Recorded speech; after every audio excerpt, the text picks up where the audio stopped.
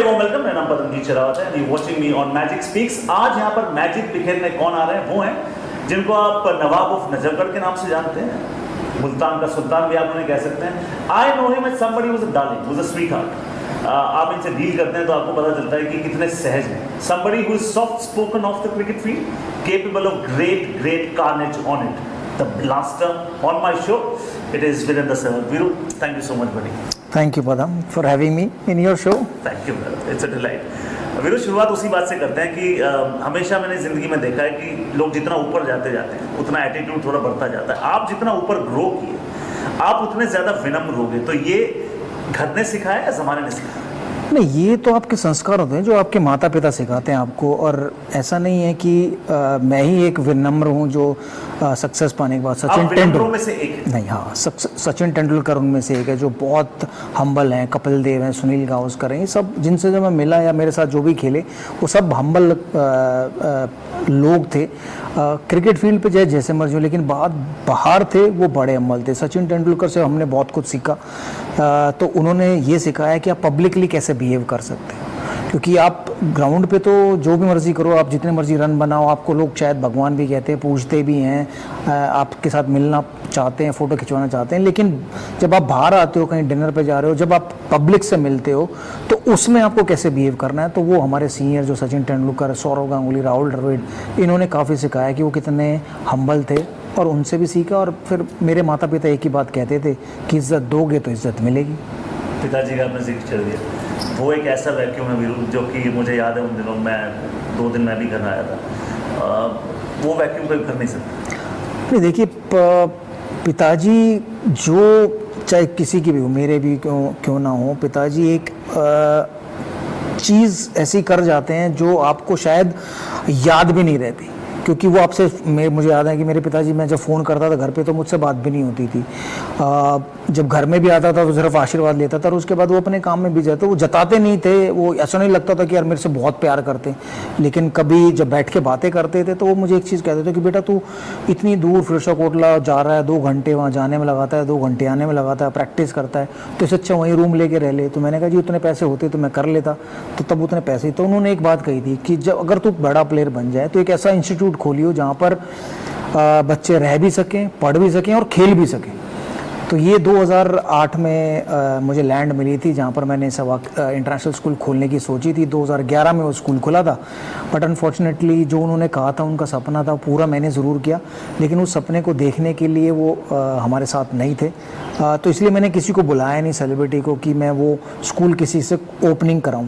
तो मैंने अपनी माताजी से ही उस स्कूल की ओपनिंग कराई। सबसे बड़े सेलिब्रिटी वही बिल्कुल बिल्कुल। तो वो एक कमी मेरे कैरियर में रही कि अगर जो मैंने स्कूल खोला अगर वो मेरे फादर देख के चले जाते तो मेरे लिए बहुत खुशी की बात होती कि सपना तो उनका था, पूरा मैंने ज़रूर किया। आपको लग रहा है कि वो देख नहीं रहे हैं, वो ऊपर से देख रहे हैं और बड़ा मुस्कुरा रहे हैं आपको? नहीं, ज़रूर ऊपर देखिए, ऊपर से वो कहाँ से देख रहे हैं, कहाँ है, क्या है, इस समय तो हमें नहीं मालूम। लेकिन अगर साथ होते तो एटलीस्ट कम से कम ये रहता कि यार उन्होंने कहा था ऐसा कोई इंस्टीट्यूट खोलना और मैंने वो खोला, और वो जब वो देखते और वो वहाँ जाते तो उनकी खुशी का ठिकाना नहीं होता कि मेरे बेटे ने ऐसा कुछ खोला है। तो आर्यवीर और वेदांत को जब आप वो सब देते हैं जो आपके पिताजी एकदम से हाँ कर देते थे, आप एकदम से हाँ करते हैं कि आप एक स्ट्रिक्ट फादर? नहीं, हमारे टाइम में देखिए वो उतनी सुविधाएं नहीं थी। हमारी डिमांडें क्या होती थी, यार बैट मिल जाए, बॉल मिल जाए, या कुछ कपड़े मिल जाए, कुछ जूते मिल जाए।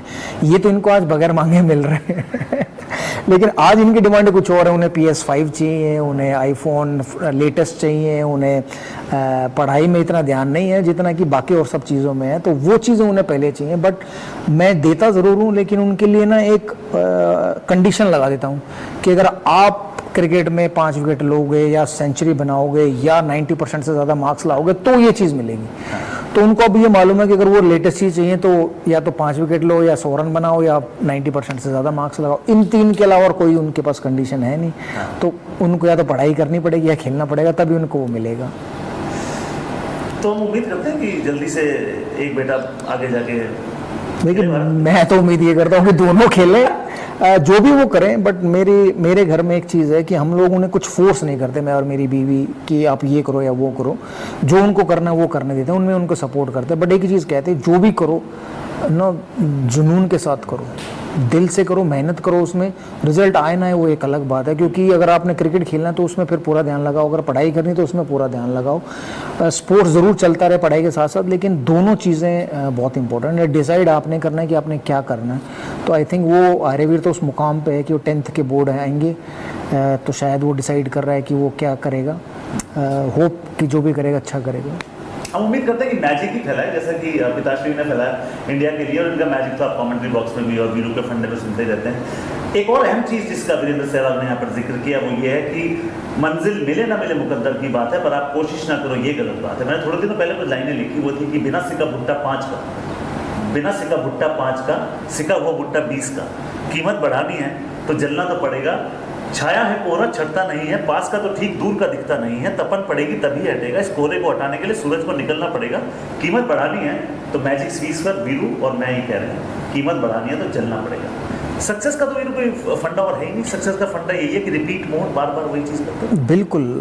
सक्सेस, ज़्यादातर लोग सक्सेस के पीछे भागते हैं, बट मैं कहता हूँ कि फेलियर्स आपको बहुत कुछ सिखा के जाता है।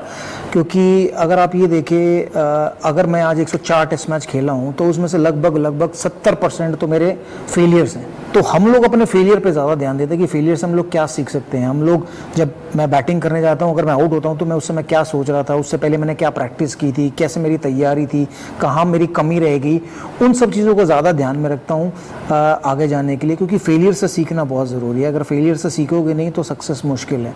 और सक्सेस उन्हीं को मिलती है जो नेवर गिव अप का एटीट्यूड रखते हैं। तो आई थिंक मेरी लाइफ में वो कभी था ही नहीं कि मैंने गिव अप कर दिया हो। कोशिश ज़रूर करता था, अंत तक ना मिले वो एक अलग बात है, बट गिव अप कभी नहीं किया। What is the message here? Message here is तिनका तिनका जोड़े जा, जो मिला है ओढ़े जा। ऊपर बैठा वो मुंशी रख रहा तेरी हर कोशिश का हिसाब, तो बस काम से अपने काम को अपने जोड़े जा, बस जोड़े जा। चलता रहे बस रुकियो ना, राह मुड़ेगी डरियो ना। चलता रहे बस रुकियो ना, राह मुड़ेगी डरियो ना। कभी कुछ कभी बहुत कुछ कहेंगे लोग, तो परवाह इनकी करियो ना। तिनका तिनका जोड़े जा, जो मिला है ओढ़े जा। आज हम किसके साथ जुड़ रहे हैं? उस शख्सियत के साथ जुड़ रहे हैं जो पहले जब खेलते थे माशाल्लाह बॉलर्स को तोड़ते थे। आज आप शब्दों को जोड़ रहे हैं तो ये शब्दों को जब जोड़ रहे हैं तो इसमें ज़्यादा मेहनत करनी पड़ती है शब्द बनाने में, कि बल्लेबाजी आसान है? नहीं, बल्लेबाजी काफ़ी आसान है। बल्लेबाजी काफ़ी आसान है, क्योंकि उसमें आप इंस्टिंक्ट है ना, प्रेजेंट में रहते हो। यहाँ आप बैठे हो, आप सोच रहे हो कि आपको क्या बोलना है, कैसे नया कंटेंट बनाना है। तो आई थिंक खेलना ज़्यादा आसान था बाकी और कामों से। एक इंसिडेंट बाय इंसिडेंट मैं चीज़ों पे आता हूँ। एक ऐसा इंसिडेंट था जब आप टेस्ट इनिंग खेल के वापस आए ड्रेसिंग रूम में, कोच थे जॉन राइट। क्या जॉन राइट का हाथ आपकी कॉलर तक पहुँच गया? हाँ, वो 2002 में ओवल के मैदान पर वो घटना घटी थी, जहाँ पर जॉन राइट, जब मैं बैटिंग करने जा रहा था तो हम श्रीलंका के अगेंस्ट खेल रहे थे, और वो यही कह रहे थे कि ज़्यादा रन है नहीं, 200 के करीब, कुछ 180-90 के करीब रन है, तो आप आराम से खेलना और नॉट आउट आना, लप्पा मार के आउट, मतलब हवा में मार के आउट मत होना। तो मैंने कहा ठीक है। तो मैं बैटिंग करने गया, तो मैंने रन बनाए 20-30, और वही आदत अपनी ऊपर से मारने के चक्कर में मैं मिड ऑफ पे आउट हो गया कैच। तो जब मैं वापस आया तो उतने गुस्सा थे मुझसे कि, और उन्होंने मेरा कॉलर पकड़ा, मुझे धक्का दे के मेरी सीट पे बिठा दिया, और वो बोल रहे थे, हाँ मतलब चाहे कुछ भी कह लें, उसको कॉलर कह लें या, क्योंकि उनकी मंशा ये नहीं थी कि मैं वीरेंद्र सहवाग को धक्का दूँ या मारूँ। उनकी मंशा ये थी कि मैंने आपको बोला था कि रन रेट ज़्यादा नहीं है, आप आराम से खेलना, नॉट आउट आना, क्योंकि आप भी इंपॉर्टेंट प्लेयर हो हमारी टीम के लिए। और मेरे उस समय रन भी नहीं बन रहे थे। तो शायद वो उनका नज़रिया था उस इंसिडेंट के पीछे। ये नहीं था कि यार मैं इनको मार दूँ या इनको धक्का दे दूँ। तो वो चाहते थे कि मैं रन बनाऊँ और मैं नॉट आउट आऊँ। तो शायद वो मैंने किया नहीं। तो वो ऐसी घटनाएं होती हैं, क्योंकि जब आप किसी को चाहते हो तभी आप ऐसा कदम उठा सकते हो। अगर दूसरे कोचेज़ की बात करें, जब उनकी चाहत ही नहीं है आपके खिलाफ, आपके लिए, और वो चाहते ही नहीं कि आप रन बनाओ या आप आगे जाओ, तो फिर वो आपके साथ ना तो प्यार करेंगे, ना दुश्मनी करेंगे, ना आपको साथ धक्का मुक्की करेंगे, कुछ नहीं करेंगे। वो कहेंगे अच्छा आप गए थे, रन बना दी तो वेल प्लेड कहेंगे, आउट होके आगे तो कहेंगे हार्ड लक, कोई बात नहीं। पर जॉन राइट ऐसे नहीं थे। वो चाहते थे दिल से कि हम जो यंग ब्रीड आई थी उस समय, वो तेंदुलकर, गांगुली, द्राविड की तरह परफॉर्मेंस करें। कुछ ज़्यादा ही सोच रहे थे शायद। जॉन राइट हमारे बारे में। नहीं, I think I'm impressed about the perspective that you're showing here, Viru, because perspective जिंदगी में आप सड़क पे जा रहे हैं तो सडनली आपने रोड ब्लॉक देखा, you can see it as an obstacle to be fought or you can see it as an opportunity to be enjoyed। जिस तरीके से आपने इसका विवरण किया है, कोई और होता तो कहता कि उन्होंने मुझे कॉर्नर पकड़ धक्का दिया, मैं भी गुस्से में आ गई। नहीं, उस समय पता, उस समय तो मैंने भी काफी नौटंकी की वहाँ पर। ये नौटंकी की बात है। उस समय जब राजीव शुक्ला जी हमारे मैनेजर थे और अमृत माथुर जी मीडिया मैनेजर थे, तो जब जैसे उन्होंने मुझे धक्का दिया तो मैं शुक्ला जी को बोला, मैनेजर, मैं कहा जी मैं वापस जा रहा हूँ इंडिया, मुझे नहीं खेलना भारत के लिए। मैंने वो कहानी गढ़ी ना जो शायद मैंने कभी सपने में नहीं सोची होगी, और बिल्कुल ड्रेसिंग रूम का एटमोसफेयर ऐसा बना दिया कि वाकई में भाई मेरे को बहुत हर्ट हुआ है और ये वो, और मैं वापस जाऊँगा। तो शुक्ला जी भी परेशान हो गए, पहली बार वो मैनेजर बन कर आए थे, तो वो जॉन राइट के पास जा रहे हैं, कभी सौरव गांगुली के पास जा रहे हैं कि ऐसा हो गया है, समझाओ वीरू को, समझाओ जॉन राइट को, ऐसा थोड़ी ना होता है। तो फाइनली जॉन राइट से मैंने अपोलोजाइज़ करवाया, मेरे कमरे में आए, मुझसे मिले और मुझे सॉरी बोला, और उसके बाद चीज़ें नॉर्मल हुई। फिर बाद में मैंने बोला, मैं कहा सॉरी जॉन, मैं चाहता था कि आप मेरे पास आएँ, अपोलोजाइज करें, बट मेरा ऐसा मकसद नहीं था कि मैं आपको नीचा दिखाऊं, बट ये था कि अगर आप मेरे को ऐसे धक्का दे सकते हो तो मैं भी कुछ ना कुछ ऐसा कर सकता हूँ जिससे आपको माफ़ी मांगनी पड़े। तो ये वो किस्सा हुआ था। जॉन ने कहा सॉरी डार्लिंग। कहना पड़ा बेचारे को मजबूरी में। सॉरी तो आपने ग्लेन मैक्सवेल से भी मंगवा ली पंजाबी कोच ने मेरे खिलाफ, वो क्या इंसिडेंट था? नहीं सॉरी तो नहीं, बट हाँ मतलब मैं जब खेलता था खुद, तो मैं भी कोच और मैनेजर इनकी नई बातें सुनता था। जब मैं कोच बना तो मेरे को भी एक ऐसा कप्तान मिला जिसको मुझे हैंडल करना पड़ा, जो कोच और मैनेजरों की ना सुने, वो सही था। तो यही था कि एक ही मैच हमको क्वालिफाई करने के लिए, जीतने के लिए चाहिए था। अगर हम वो मैच जीत जाते तो हम क्वालिफाई कर जाते प्लेऑफ्स के लिए। तो वो मैच हम लोग जब हारे तो मुझे थोड़ा गुस्सा आया कि भाई मैंने आपको बोला था कि हमारे 4-5 आउट हो गए, आप आराम से खेलना, 20 ओवर तक खेलोगे 140 रन बन जाएंगे, बट वो अगली बोली लप्पा मार के आउट होगा गया। तो थोड़ा गुस्सा आया, तो गुस्से में मैंने भी कुछ ज़्यादा ही उनको सुना दी। ऐसे किस्से होते रहते हैं ज़रूर। हम दोनों एक दूसरे, उसके बाद एक दूसरे को सॉरी भी बोला, क्योंकि खेल है, खेल में गलतियाँ तो करेंगे खिलाड़ी, और ऐसा नहीं है कि कोचेज़ हमेशा सही होते हैं, वो भी कभी कभी गलत होते हैं, तो नोक झोंक चलती रहती है। ये आप जब भी लोग वीरेंद्र सहवाग की बात करते हैं, the first thing that you notice is the confidence. मैं छोटा सा इंसिडेंट आपको बताता हूँ। रणजी ट्रॉफी मैच था, हरियाणा से मैं खेल रहा था, वीरू दिल्ली से खेल रहे थे। तो ये टेरी ग्राउंड में आए, इन्होंने टेरी ग्राउंड ऐसे देखा। टेरी ग्राउंड में ये कि हाइट से आप देखते हैं नीचे ग्राउंड है, तो आपने ग्राउंड को देखा और आपने यूँ देखा और आपने कहा कि यहाँ तो मेरी बारी लंच से पहले आ गई, तो लंच से पहले सोए। तो मेरे भाई साहब वहाँ पे थे, तो मैंने उनको कहा कि कितना ओवर कॉन्फिडेंस। उन्होंने कहा ये ओवर कॉन्फिडेंस नहीं है, ये कर भी देगा, उसको अपनी क्षमता पर विश्वास है। वीवीएस लक्ष्मण ने एक बात कही कि 2001 में आपने उनके पास जाके बोला कि लक्ष्मण भाई आप 281 पर आउट हो गए थे, कह रहे देखना मैं भारत के लिए ट्रिपल सेंचुरी बनाऊंगा। आपने एक नहीं 2 बनाई। सच बताऊं तो मेरा कोई इरादा नहीं था ऐसे उनको हर्ट करने का वीवीएस लक्ष्मण को, लेकिन मैं ये कह रहा था कि इतने नज़दीक पहुंच गए थे तो आपको 300 बनाने चाहिए थे। तो मैंने बोला कि आपने नहीं बनाए तो मैं बनाऊंगा जब मुझे मौका मिलेगा खेलने का। तो वो ये था कि भी अगर मैं टेस्ट क्रिकेट खेला कभी, क्योंकि जिस तरीके से मैं खेलता हूँ दिल्ली क्रिकेट में या फर्स्ट क्लास क्रिकेट में, तो मुझे उम्मीद थी कि शायद मैं वैसा ही खेलूँ और मैं 300 रन एक दिन में बना दूँ, ऐसा मेरा मानना था। बट मुझे नहीं पता था बिल्कुल कि मैं शायद ऐसा कर पाऊंगा, और वो बात मैं भूल भी गया था, क्योंकि मैं उस समय 2001 में वनडे क्रिकेट खेलता था और मुझे 99 से 2001 तक वनडे क्रिकेट खेलने को मिली और 2001 एंड में जाकर टेस्ट क्रिकेट खेलने को मिली। और ऐसा भी नहीं था कि वो बात मुझे याद थी कि मुझे 300 रन बनाने। वो तो 2004 में जब पाकिस्तान के खिलाफ गए खेले पाकिस्तान जाकर तो वो हो गया। बट लेकिन जब मैं 280 के आसपास आया तो मैंने लक्ष्मण को कहा कि लक्ष्मण मैं 300 रन बनाऊंगा और आपका रिकॉर्ड तोड़ूंगा। तो वो भी खूब हंसे कि अच्छा कोई तो आया मेरा रिकॉर्ड तोड़ने वाला। तो मतलब कई बार कहते हैं ना कि आपकी जुबान पर सरस्वती बैठ जाती है, जो आप कहते हो वो सही हो जाता है। तो शायद वो वही समय था जो बैठी मेरी जुबान पर सरस्वती जी और माता ने वो काम करा दिया।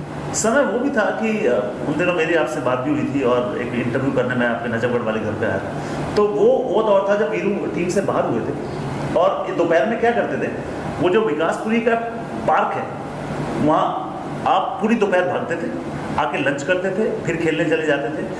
तो सवाल ये है वीरू कि ऐसा कोई शख्स नहीं है जिसने फेलियर नहीं देखा होगा। जैसा कि आपने कहा गिरते हैं शह सवारी मैदान जंग में, वो तिफल क्या गिरे जो घुटनों को बच्चे ने। वीरेंद्र सहवाग भी जब जिक्र कर रहे थे कि किस तरीके से मैं इतना लंबा मेरा टेस्ट करियर रहा, 80% तो कह रहे मैं फेल हुआ, मगर उन्होंने कहा mistakes are the portals of discovery. आपकी जिंदगी में भी वो दौर है जब आप नीचे फील कर रहे थे, ऐसे में कैसे मोटिवेट करे इंसान अपने आप को? आपको करोड़ों फैंस इस समय देख रहे हैं, उनको बताइए कि when chips are down how do you rise yourself?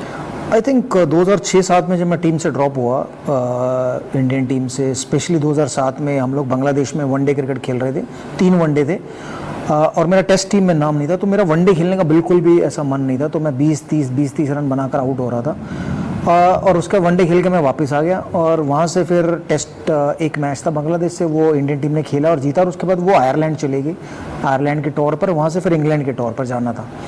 अब वो टाइम में मैं जब घर आया नजफगढ़ में, मैं टीवी पर इंडियन टीम को खेलते हुए देख रहा हूँ, और अंदर कहीं ना कहीं गुस्सा भी था मेरे अंदर कि यार मैं उस टीम का पार्ट नहीं हूँ अब जहाँ मुझे होना चाहिए था। और हालांकि मेरा इतना कोई ख़राब नहीं गया सीज़न, ज़रूर मेरा वनडे क्रिकेट में रन नहीं बन रहे थे, लेकिन टेस्ट क्रिकेट में मैं रन बना रहा था। और उससे पहले साउथ अफ्रीका टूर पे मेरे 3 टेस्ट मैच की 6 पारियों में शायद एक ही 50 था, जिसकी वजह से मुझे ड्रॉप किया गया टेस्ट क्रिकेट।